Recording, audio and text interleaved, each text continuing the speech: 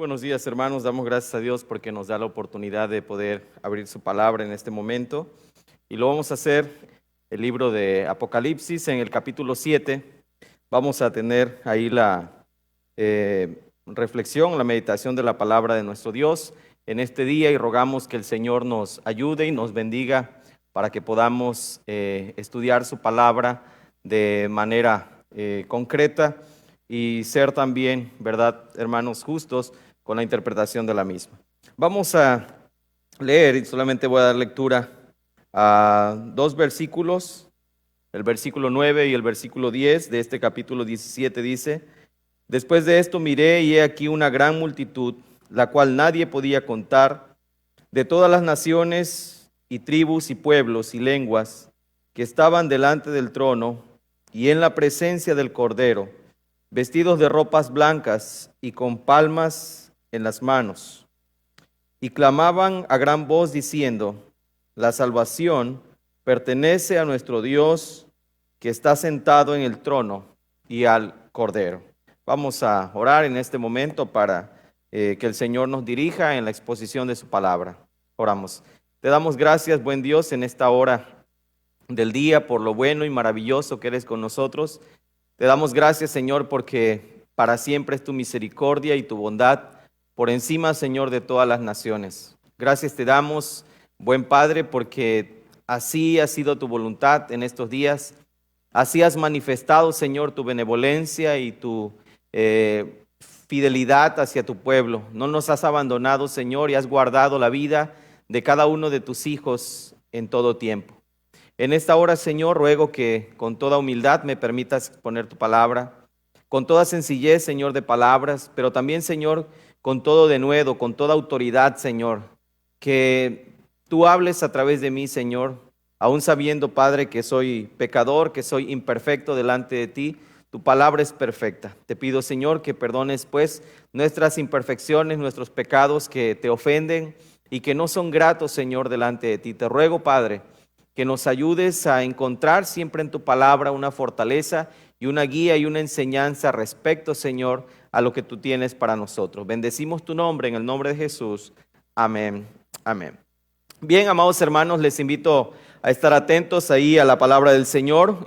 Para algunos hermanos, ¿verdad?, tuvieron la oportunidad de poder tener el bosquejo de la predicación del día de hoy. Esperamos que puedan usarlo y pueda ser útil para sus vidas en seguir estudiando la palabra del Señor. Y este libro de Apocalipsis, quizá para muchas personas sea raro el día de hoy que tomemos el libro de Apocalipsis y que no vayamos un poco a la tradición común, ¿verdad?, del Domingo de Ramos. Pero lo más importante, mis amados hermanos, es entender realmente el Evangelio. No tanto que nosotros tengamos un recordatorio histórico, porque esto es algo que el ser humano puede hacer. Muchas personas, inclusive, ¿verdad?, manifiestan o pueden hacerlo de manera a lo mejor tradicional, la representación de la pasión de Cristo, sin que estas personas realmente entiendan qué es el Evangelio. Y para lo que precisa la predicación de la palabra del Señor, lo más importante es que las personas conozcan el Evangelio, no que las personas conozcan una tradición, sino que los creyentes realmente entiendan cuál es la misión de Jesucristo. Y por esa razón quiero hablarles de un tema muy importante para la fe cristiana.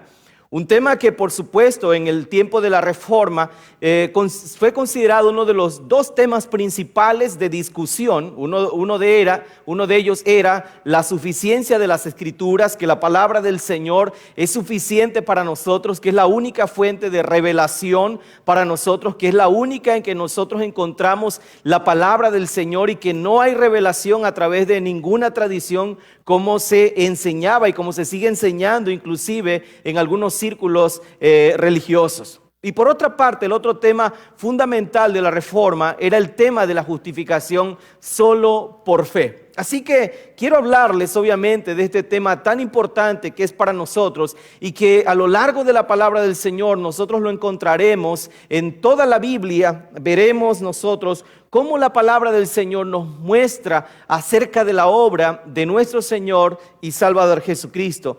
Y la justificación, hermanos, esta palabra o esta idea o este concepto doctrinal, es que la justificación es la declaración legal de Dios de que una persona es justa de acuerdo no a nuestra ley, sino de acuerdo a la ley de Dios, siendo el fundamento de esta justificación la justicia perfecta de Cristo, contando al creyente solo por medio de la fe. El lado opuesto de la justificación es el legalismo. Es decir, el legalismo es aquel entendimiento y aquel pensamiento de que nosotros nos justificamos o nos salvamos o somos agradables a Dios o podemos alcanzar la salvación por medio de la observancia de la ley. Y aquí hay un gran problema porque el legalismo lo que va a hacer en primer principio es desechar la palabra de Dios y establecer principalmente costumbres, tradiciones, ideas que la palabra del Señor, por supuesto, no enseña. Entonces, el día de hoy usted tiene que meditar si está realmente yendo a la palabra del Señor o usted está siendo un legalista que está tratando de celebrar una tradición y no realmente buscando el Evangelio de Cristo. Entonces, cuando nosotros vamos a la palabra del Señor, tenemos que entender en la palabra del Señor que lo opuesto a la justificación es el legalismo. Y el legalismo es muy dañino porque el legalista cada día que trata de acercarse a su legalismo o a sus leyes establecidas se va alejando de la palabra del Señor. El legalismo es desechar completamente la palabra de Dios. El legalismo es completamente creer que nosotros somos nuestros propios redentores y desechar por completo el sacrificio de Cristo. Así que una de las cosas a las que el Señor Jesucristo va a enfrentarse en el Nuevo Testamento cuando Él está entre los hombres es precisamente a este legalismo de aquellos fariseos, de aquellos religiosos que trataban de observar tradiciones por encima del espíritu central de lo que es la palabra del Señor. Así que, mis amados hermanos, el legalismo tiene un gran problema, del cual se basa en la confianza de las obras y no en la obra de nuestro Señor y Salvador Jesucristo. Por esta razón, cuando leemos este pasaje de la palabra del Señor, quizá usted pueda pensar, y bueno, ¿dónde encontramos allí la justificación? Y una de las preguntas o de las situaciones importantes que tenemos nosotros que observar aquí en la palabra de Dios es que la justificación viene a lo largo de toda la Escritura. En ninguna parte de la Escritura nosotros encontramos que los hombres hayan sido salvos por medio de sus obras o por la observancia de tradiciones o de leyes, sino las personas son salvos y somos justificados por medio de la fe. Por eso el justo por la fe vivirá. Ahora, la palabra del Señor nos muestra en este pasaje, versículo 1 y al versículo 3 dice Juan: después de esto miré a 4 ángeles en pie sobre los 4 ángulos de la tierra, que detenían los 4 vientos de la tierra para que no soplase viento alguno sobre la tierra, ni sobre el mar, ni sobre ningún árbol. Vi también a otro ángel que subía de donde sale el sol y tenía el sello del Dios vivo, y clamó a gran voz a los 4 ángeles a quienes se les había dado el poder de hacer daño a la tierra y al mar, diciendo: no hagáis daño a la tierra, ni al mar, ni a los árboles, hasta que hayamos sellado en sus frentes a los siervos de nuestro Dios. Y aquí es la parte más importante de todo esto.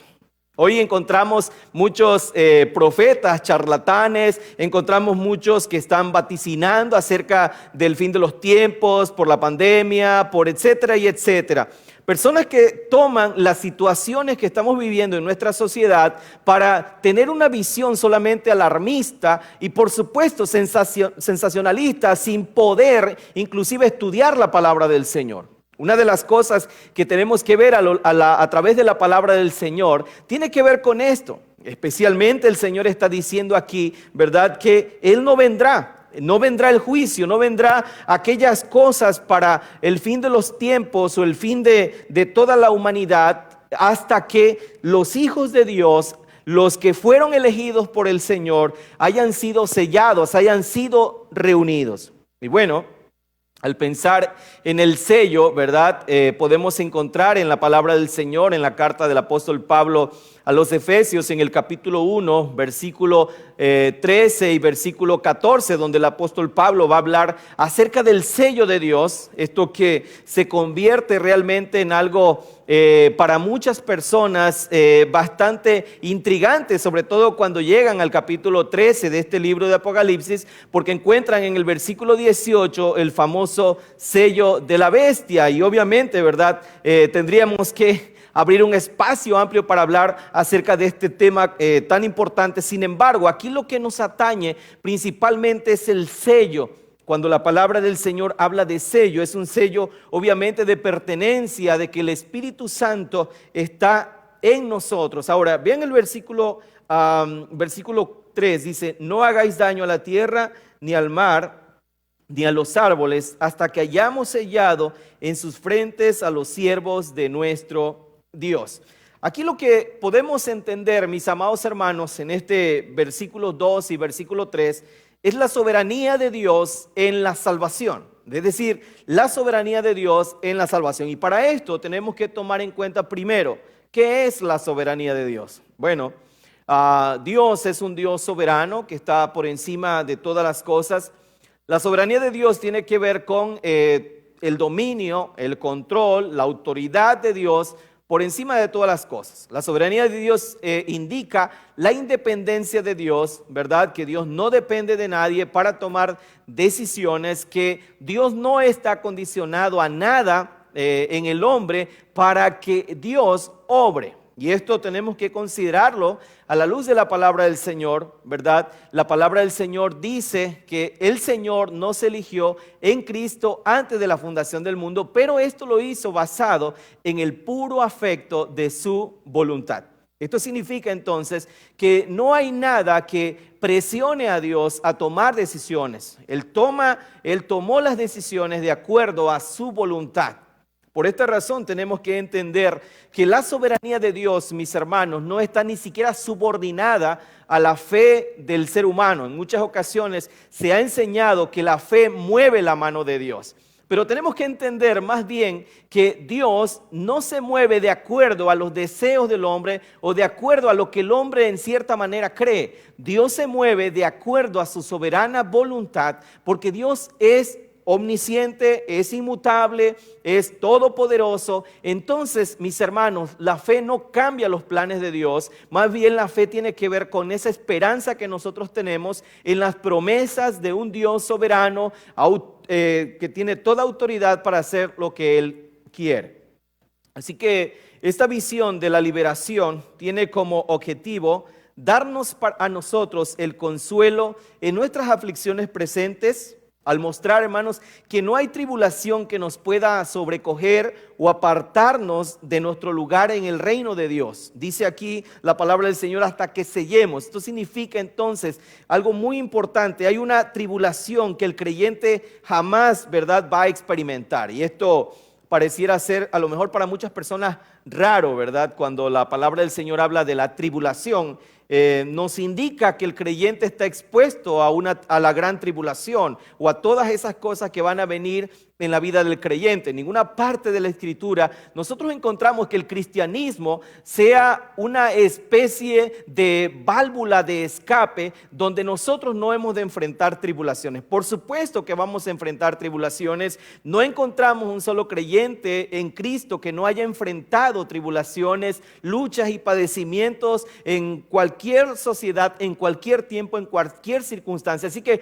una marca del cristianismo o del ser discípulo de Cristo tiene que ver con enfrentar tribulaciones. Así que el Señor no ha prometido que el creyente no va a enfermar, el Señor no ha prometido que el creyente no va a ser perseguido, Dios no ha prometido que el creyente no vaya a morir. Inclusive, mis amados hermanos, la palabra del Señor nos habla acerca de que el creyente va a enfrentar todas estas cosas, pero de algo debemos estar muy ciertos. Hay una tribulación que el creyente jamás va a experimentar y es la visión de la final ira de Dios y la muerte eterna. O sea, nosotros como hijos de Dios vamos a enfrentar toda clase de tribulaciones en este mundo. Vamos a enfrentar luchas, padecimientos, persecuciones, críticas, enfermedades, pandemias. Algunos moriremos antes de que el Señor venga. Algunos seremos muertos por causa del testimonio de Cristo. Algunos seremos perseguidos. Eso es algo que el creyente, sin lugar a dudas, en algún momento puede enfrentar. Pero hay una tribulación que el creyente jamás enfrentará, y es aquella, mis hermanos, que tiene que ver con la visitación final de la ira de Dios sobre aquellas personas que no vinieron a los pies de Cristo. Aquella tribulación tiene que ver con la muerte eterna. Eso es algo que el creyente jamás va a experimentar. Ahora, Juan describe aquí un número perfecto del pueblo de Dios que es sellado. Es el número de los que Dios eligió. Y en su reino, hermanos, algo muy importante, yo quiero que usted anote bien esto y lo escuche bien. El número de los escogidos que Dios eligió, y en su reino no faltará ninguno de los que le pertenecen. Es decir, que ninguno de aquellos que el Señor eligió para salvación faltará en el reino de los cielos. Cuando el Señor Jesucristo oraba en Juan capítulo 17, el Señor dice: ninguno se perdió, solo el hijo de perdición, para que la escritura se cumpliese.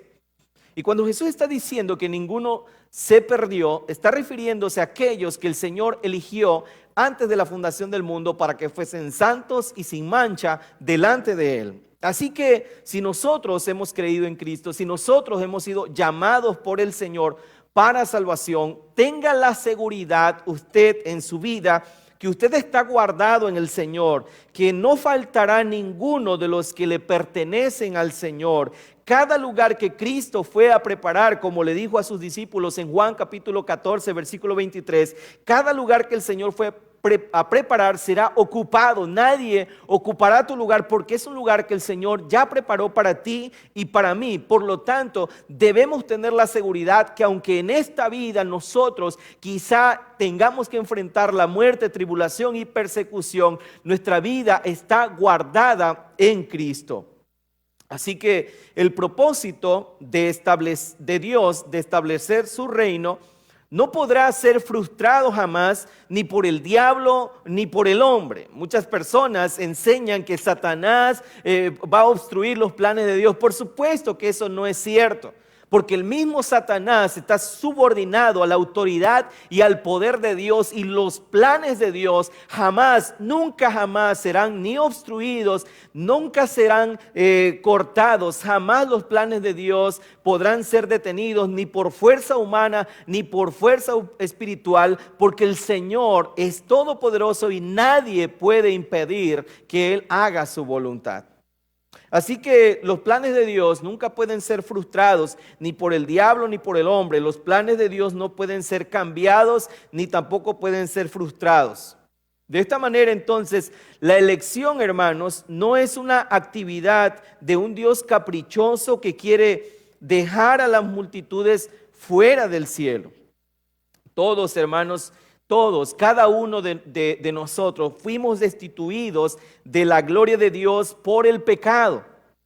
Pero Dios, dice el apóstol Pablo en Efesios capítulo 1, versículo 11 y 12, Dios, que es rico en misericordia, nos amó de una forma tan incondicional antes de la fundación del mundo. Y esto es fundamental para nosotros como hijos de Dios, que podamos nosotros ver a través de la palabra del Señor cómo el Señor nos amó. Aún siendo pecadores, Cristo murió por nosotros en la cruz del Calvario. Por lo tanto, usted y yo estábamos completamente destituidos de la gloria de Dios por el pecado, pero Dios, que es rico, dice la palabra, en misericordia, por ese amor con que nos amó, nos eligió de manera incondicional. Y cuando la Biblia dice que Dios nos eligió por el puro afecto de su voluntad, significa entonces, hermanos, que no hubo nada en nosotros que le motivara a que nosotros fuéramos elegidos delante de Dios. Y esto aquí es el problema del legalista.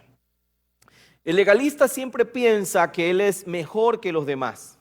El legalista siempre confía en que él es más santo que los demás. E inclusive el legalista se enoja cuando Dios va a usar a alguien que él, el legalista, considera que no es una persona apta para servir al Señor.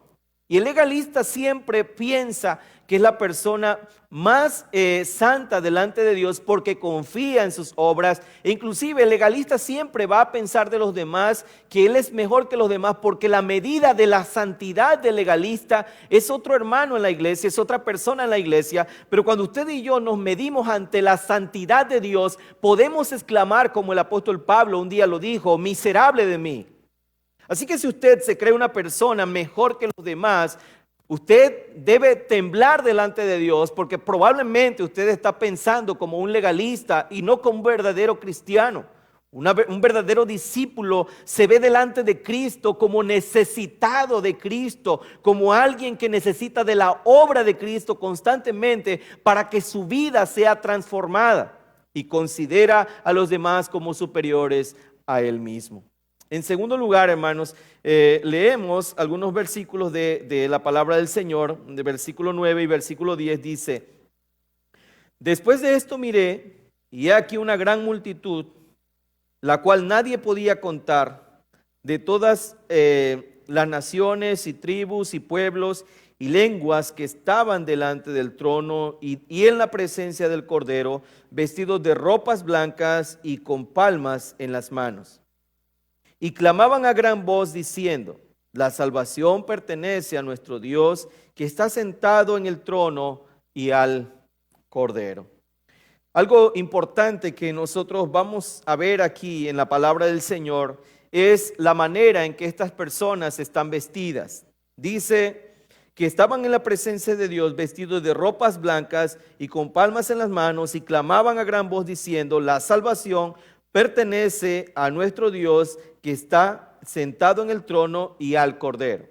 Algo importante que tenemos que ver, hermanos, es que la justificación es para la santificación.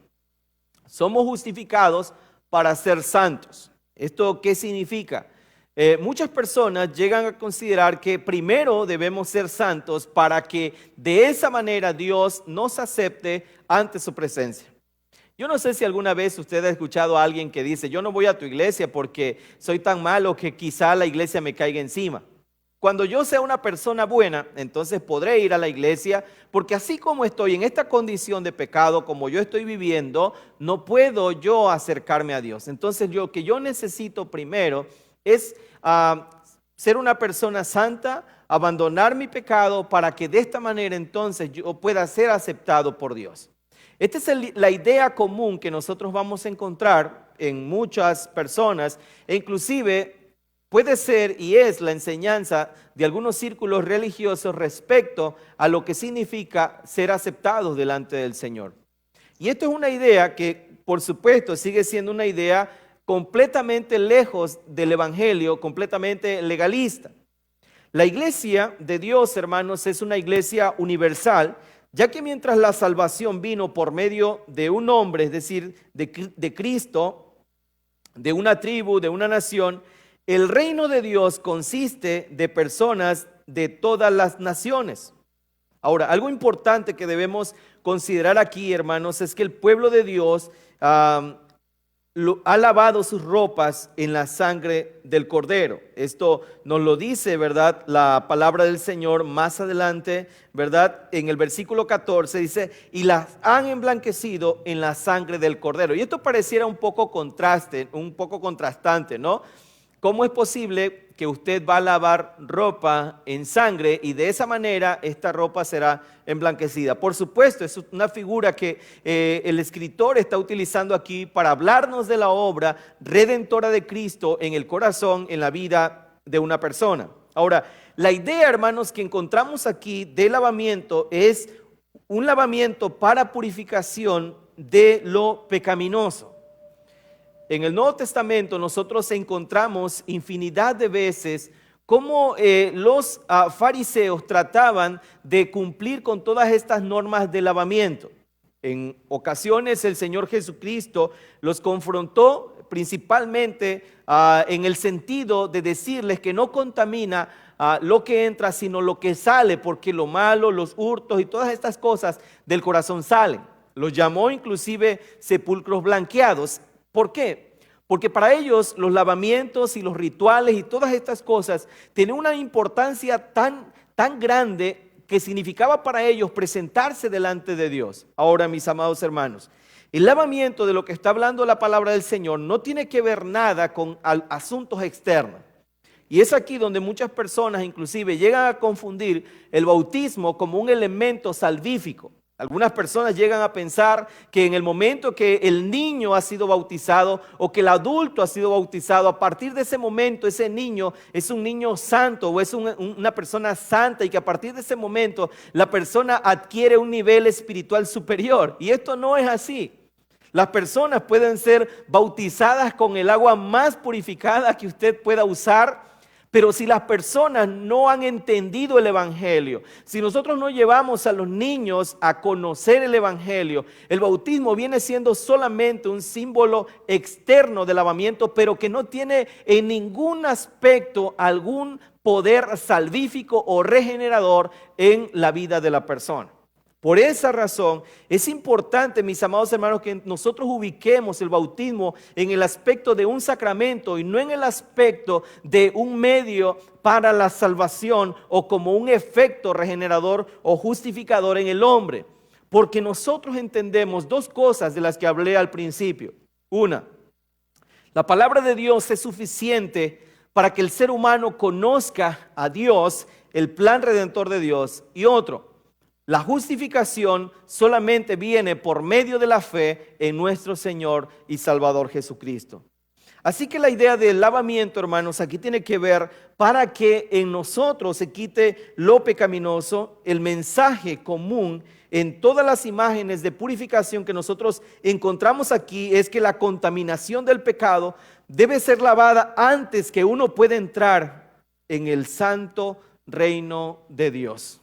Así que necesitamos nosotros ser lavados y justificados por parte del Señor. Esto no es una acción del ser humano, esto no es algo que tenga que ver con la voluntad del hombre, esto tiene que ver con la voluntad de Dios. La obra de justificación es un acto soberano solamente de parte del Señor, que le atribuye al hombre una justicia que el hombre no se ha ganado, sino que el Señor se la da por pura gracia. Para que un pecador, hermano, sea justo en sí mismo, primero debe ser justificado por medio de la fe. El justo, por la fe, vivirá. Y en este pasaje encontramos lo que Juan está viendo, una gran multitud, la cual nadie podía contar, de todas las naciones, tribus, pueblos, lenguas, etcétera, que estaban delante del trono en la presencia del Cordero, con vestiduras blancas, y clamaban diciendo: la salvación pertenece a nuestro Dios, al que está sentado en el trono y al Cordero. De esta manera entonces podemos ver que la justificación o la manera en la que Dios nos salva se basa, hermanos, en el glorioso intercambio, en esa gran transacción de la justicia o la justificación basada no en nuestros méritos, sino en los méritos solamente de Cristo.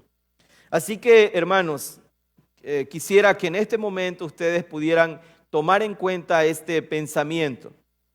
El pecador no obedece para ser justificado y así obtener la salvación.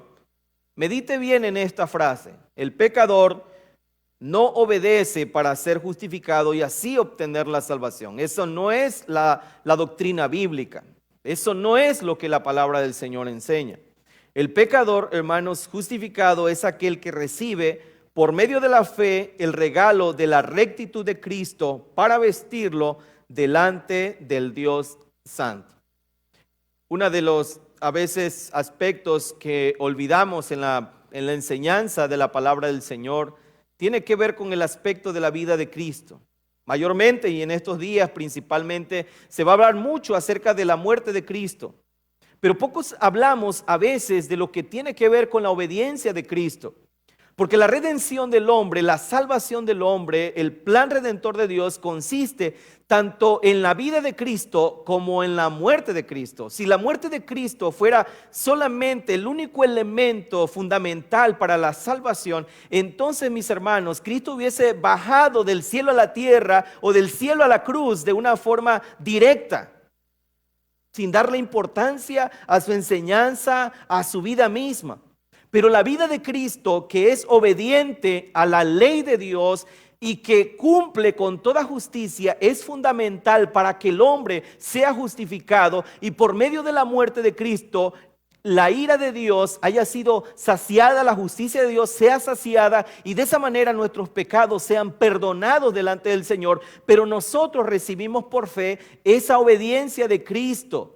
Por esa razón es que nosotros somos justificados por medio de la fe en nuestro Señor y Salvador Jesucristo. Así que el pecador justificado es aquel que recibe el regalo de la rectitud de Cristo para vestirlo delante de Dios como una persona santa. Estos que tienen aquí estas ropas blancas, ¿verdad? ¿Dónde las emblanquecieron? El versículo 14 dice que fue en la sangre del Cordero. Allí las han emblanquecido.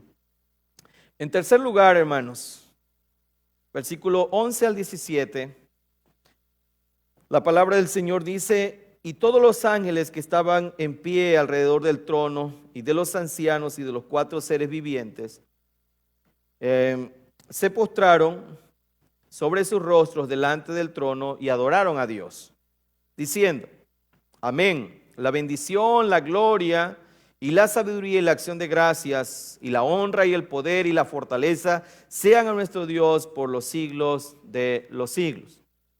Entonces uno de los ancianos habló diciéndome, estos que están vestidos de ropas blancas, ¿quiénes son y de dónde han venido?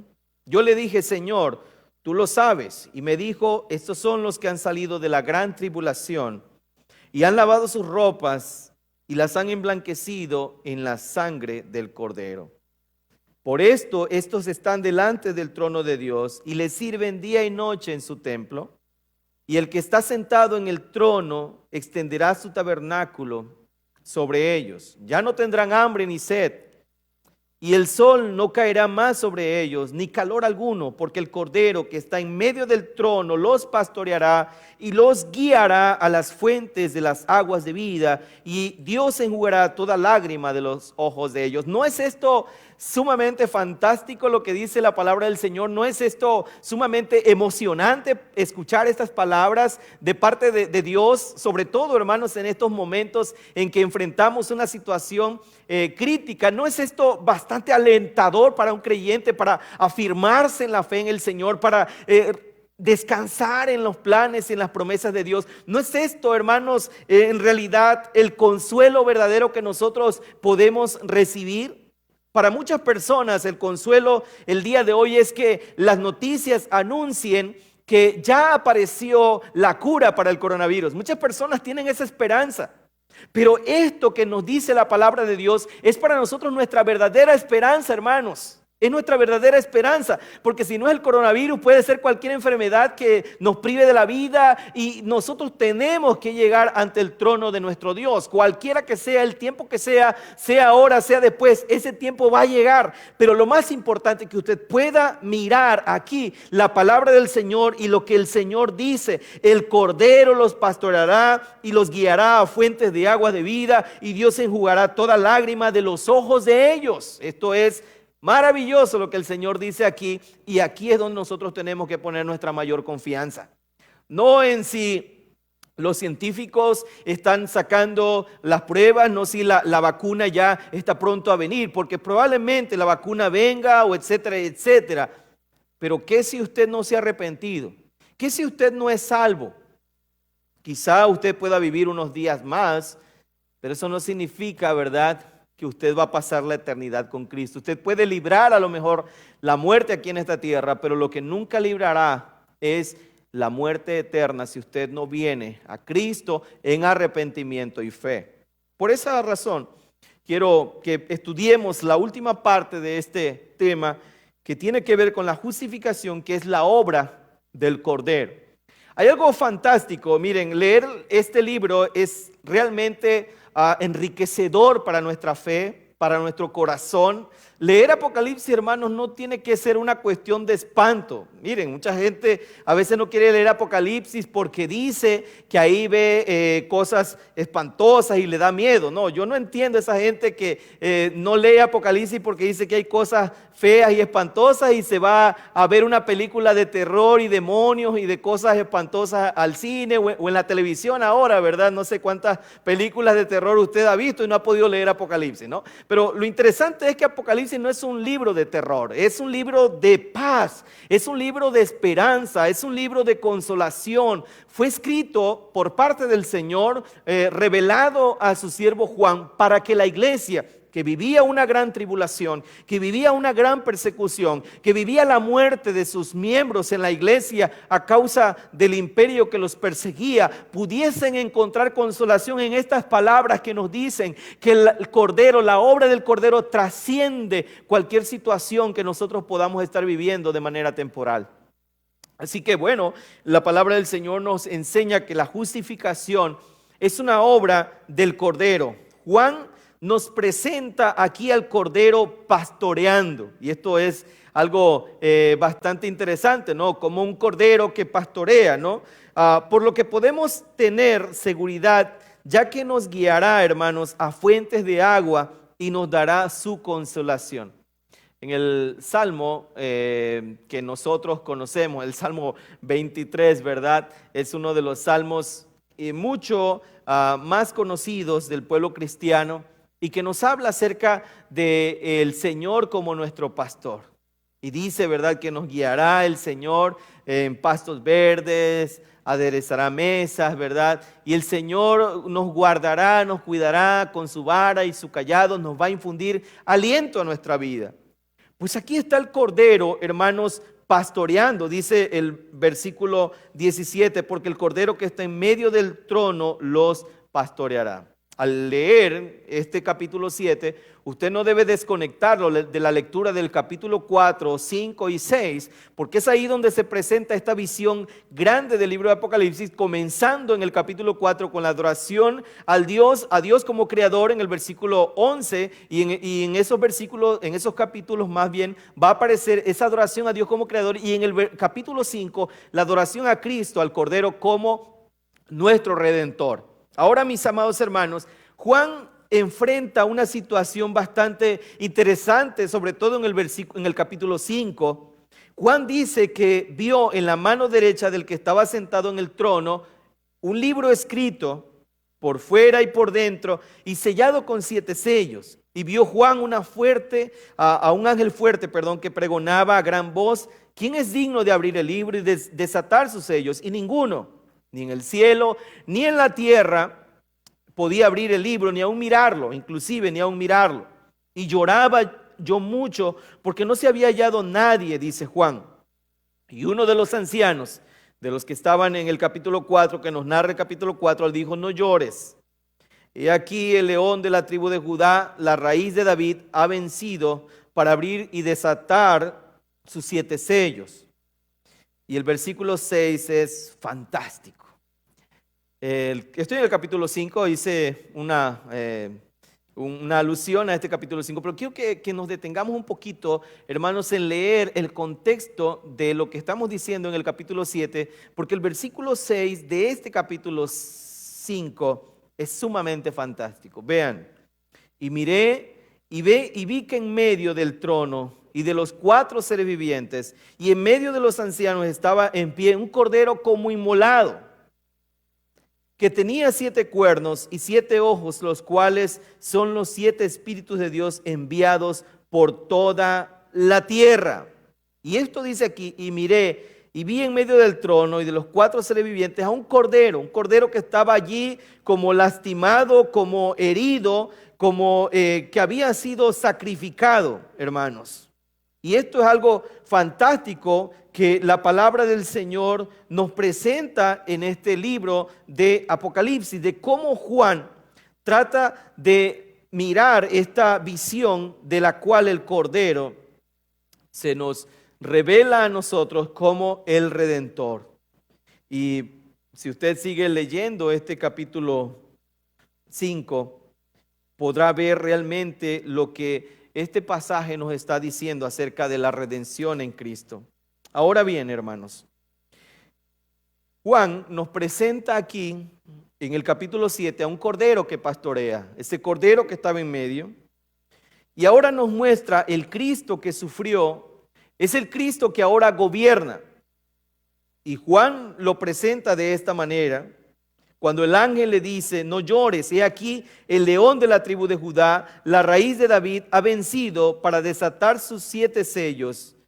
Y miré y vio. Cuando Juan quiere ver al león que el anciano le está diciendo que ha vencido, cuando Juan voltea a ver al león, lo que Juan ve no es un león, lo que Juan ve es un cordero. Ahora bien, hermanos, el Cristo que sufrió, que es el Cordero de Dios, ahora gobierna. Ese es el león de la tribu de Judá. El Cordero revela o revelado en su segunda venida, se revela de una forma tan especial a través de un león. La segunda venida, hermanos, es para quitar el velo del Cordero y revelar al león, es decir, para quitar ese velo de ese Cordero que fue sacrificado y revelarnos al Cristo que gobierna y que reina por los siglos de los siglos. Ahora, nadie, hermanos, puede presentarse delante del león si primero no es justificado por el Cordero. Nadie por sus propios méritos puede ser salvo y contemplar la gloria de Dios solo si el Cordero lo ha salvado. Es decir, nadie puede hacerlo, solo puede hacerlo por medio del Cordero. El Cordero que fue sacrificado fue obediente y su obediencia es perfecta. El Cordero cumple lo que el hombre no pudo hacer ni podrá hacer jamás.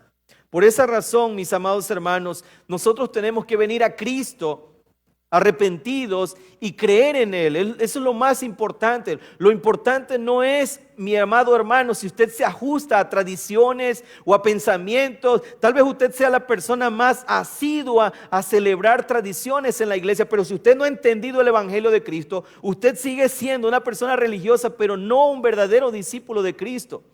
Tal vez usted, ¿verdad?, el día de hoy se vistió de blanco, vino representando, y quizá el próximo domingo muchas personas a las 5 de la mañana estén ahí ya, ¿verdad?, todavía adormilados haciendo el culto. Pero eso realmente, ¿qué significado trascendental y espiritual tiene para la vida y la transformación de una persona si no ha entendido el Evangelio de Cristo? Si no has entendido el Evangelio de Cristo, todas esas cosas son superfluas. En realidad. Tal vez no estés de acuerdo conmigo en lo que estoy diciendo, pero no quiero que estés de acuerdo conmigo, yo quiero que estés de acuerdo con la palabra de Dios y examines realmente si en verdad tú has conocido a Jesucristo. Si tú realmente has conocido al Señor, porque la muerte de Cristo y la resurrección no debe predicarse enfáticamente una semana al año. Tiene que predicarse todos los días. Tu vida tiene que ser un reflejo de que realmente Jesucristo habita en tu corazón. No venir cada año absteniéndote de comer ciertas cosas, venir con una actitud de buscar al Cristo Redentor y cumplir con esa semana. Mucha gente en estos días, ¿verdad?, quizá no ahora porque no estamos teniendo cultos en los templos, pero venía gente que lo veías cada año en una celebración de la Semana Santa y no lo volvías a ver jamás, con su idea de que solo venir en esta semana les daba a ellos un crédito delante de Dios. Eso es pensar realmente de una forma legalista.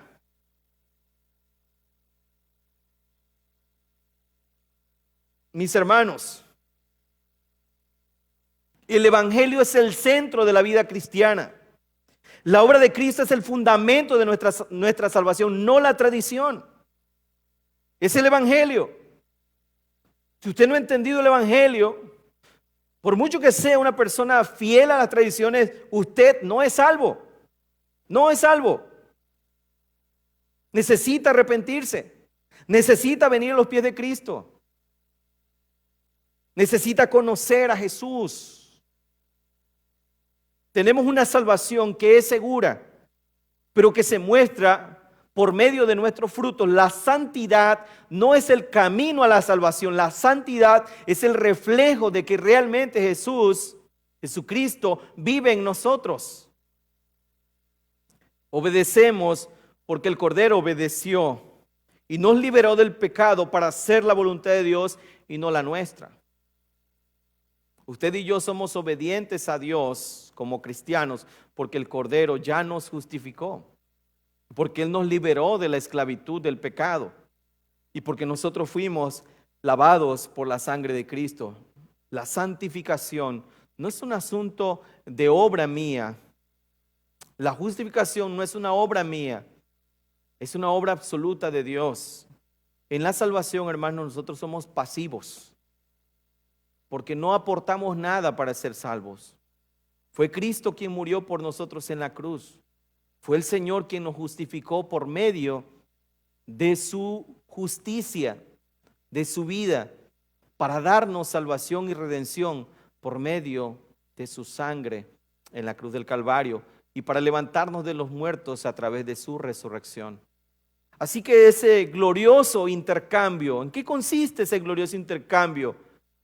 Que el justo pagó, murió por los pecadores y esa justicia de aquel justo fue dada a mí. Yo puse algo para mi salvación y fue mi pecado. Es decir, Dios cargó mi pecado en Cristo y esa justicia de Cristo fue puesta sobre mí. Eso es el glorioso intercambio, en que Dios igual trajo la paz de Cristo para mí, para que la ira que estaba sobre mí fuera puesta sobre Cristo y de esa manera yo pudiera tener salvación. Eso es lo que Dios hizo a través de ese glorioso intercambio, muriendo por nosotros en la cruz y tomando nuestro lugar. Dios apartó de nosotros su ira para ponerla sobre su Hijo y de esa manera el Señor castigar nuestra maldad en Él y darnos a nosotros salvación. Nosotros somos justificados, hermanos, por medio de la fe en Cristo. Así que les invitamos a que reflexionemos acerca de nuestra fe, acerca realmente de lo que es lo importante en estos días. Si cumplir con una tradición o verdaderamente vivir de acuerdo a lo que Dios llama a través de su palabra. Si realmente delante de Dios nosotros tenemos que ser y cumplir con rituales para que Dios nos acepte, o somos aceptados solamente porque Cristo nos justificó, pagó por nuestros pecados y murió por nosotros en la cruz del Calvario. Hermanos, que esta semana que comienza de celebraciones en gran parte del mundo, no sea una semana más, sino que el recordatorio de la muerte de Cristo, de la predicación del Evangelio, hermanos, sea para nosotros el motor de nuestra vida y de la iglesia todo el tiempo. Nuestra mayor motivación sea la gloria de Dios, la gracia de Cristo y la benevolencia de su Santo Espíritu en nosotros, transformando nuestras vidas día a día. El Cordero de Dios que quita el pecado del mundo vino para que nosotros tuviésemos libertad y gozo en Cristo Jesús. Que el Señor le bendiga. Amén.